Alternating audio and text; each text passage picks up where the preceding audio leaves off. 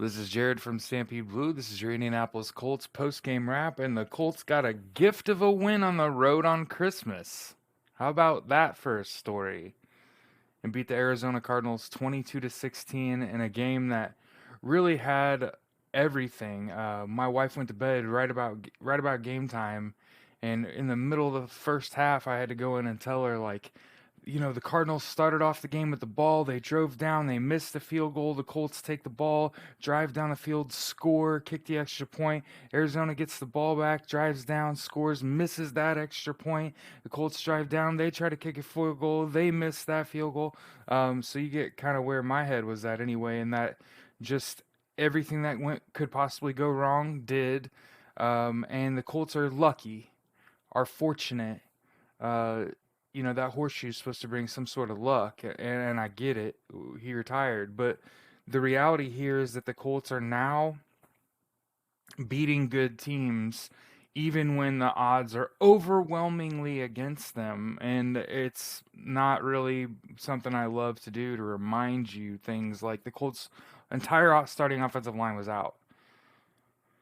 No Ryan Kelly, no Quentin Nelson, no Galinsky, no Eric Fisher went down injured. Chris Reed got hurt. Pryor and Davenport, were what was left. And somehow the Colts did enough on offense, and then just this Colts defensive unit just plays out of its mind. Special teams, other than the punt return gaff, which is a fixable thing. You point at the ball in the air and say right or left, so the gunners know. Um, as they're running down the field, there's somebody that's their job. But the Colts, organizationally, this was a really good win because one of the mantras in the NFL is that you should build your team foundationally, right? And acquire pieces through the draft and through free agency and be modest and leave space so that your team can make some moves late in the season as a result of injuries. Um, and the Arizona Cardinals didn't do that, right? They've signed um, J. J.J. Watt, and they also signed DeAndre Hopkins, both of whom are injured. And Kyler Murray's not, he doesn't appear to be very well protected, to be completely honest with you, because the Colts pass rush all year long had been kind of lackluster. Tonight, they got after Kyler Murray, and he was really running for his life. I was really surprised with the guys like Kwity Paye and Deo. I mean, this Colts team has guys that are going to be playing for it for a long time. Is kind of what I'm getting at. There's no reason you'd let these guys go. Um, there's not enough playmaking going on where you really feel like you'd be in the danger of losing anyone. Um, and I won't even speak to how disappointed I am in how uh, fans have just disconnected completely from what's socially responsible. Uh, NFL players represent their communities and have a social responsibility to do things like get vaccinated, which they've had to do at every level of football they've ever played at, including in the NFL prior to COVID-19. And the fact that we're still talking about players having freedom to not get vaccinated is absolute fucking bullshit. They have absolutely gotten vaccines their whole life. Grandstanding on this is not the play. Millions of people have died. Hundreds of thousands of Americans have died. And it would be really nice if we would just look. It's Jesus' birthday, right, or something like that, and that's not in September, part of Saturnalia, and totally a pagan ritual. But anyway, what I'm really getting at here is like the Colts really could use a gift the Colts could give back to football and to the world to come out with all their player leaders. We all got vaccinated. We've decided as an organization we're 100% going to get vaccinated, and we're not going to let COVID get in the way of us winning a championship. I know that won't happen, and that's a fool's errand. Um, but that's the only thing left for me for this team. Otherwise, they can win big games. They can do it with their run game and their defense and special teams. And Carson Wentz showed me that there's room left for him to improve.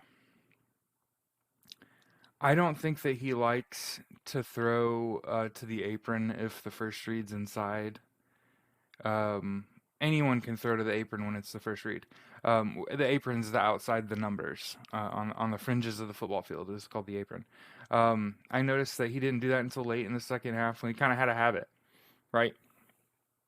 We call them downfield throws, throws of 11 yards or more. He doesn't. The thing about it is it's like an art form. Quarterbacking is, and for example, a lot of people lately have been talking about Matt Stafford and how he doesn't get talked about enough, given that he's supported two of the greatest single season wide receivers in Calvin Johnson and now Cooper Cup. And I'd say, like, systems win, man. Systems are part of our whole lives. And these athletes at this level are basically robots. So that's why it's particularly disappointing when Carson Wentz just flat out misses an open guy or doesn't hit Naheem Hines in the flat, misses Taylor on that low ball. Even that ball to Mo Alley Cox was a little too far behind him. He had to reach back to catch it. There was a defender right there.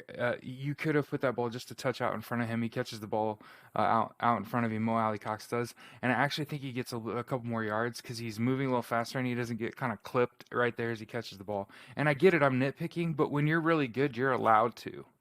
You're allowed to say things like, "Hey, the running game's great." I opined in our podcast that I would rather see the Colts rush the ball and pass the ball 25 times each. And that balance is the key. I know it's Namaste or whatever, right? But 33 rushes for 126 yards and 28 passes for 220 yards. So the Colts did exactly what I said they needed to do offensively was have a little more balance. You're going to have a little more balance in order to beat these teams, right? Well, today Carson Wentz threw 2 touchdowns. So the passing game was again the difference in the game today. And I don't want that to get lost in all of this with literally no offensive line. Carson Wentz did not play hero ball. He was actually an effective quarterback today. My nitpick is that I think that sometimes he falls asleep at the wheel. He doesn't set his feet, step into all his throws. Sometimes, and I get it, he's got a strong arm and he's a big boy. But good fundamentals are what we are trying to teach the next generation of quarterbacks. And when you show bad form, it just tells you there's a reason the kid didn't get looked at outside of the state of North Dakota. I'll be just flatly honest. He could win five FCS championships in a row, and I can still tell you I know why he didn't play D1 ball, and that's because he cannot hit pattern throws on the money. He has lackluster ball location. He if his first read is inside the numbers, and you ask him to look outside the numbers after he has looked at the first read, he's going to miss that throw. He has bad peripheral vision. These are things that he can work on and he can get better at. And I actually think, there are a lot of people out there who will say things like, I don't think he can win a Super Bowl. He absolutely could, but he's got to get better.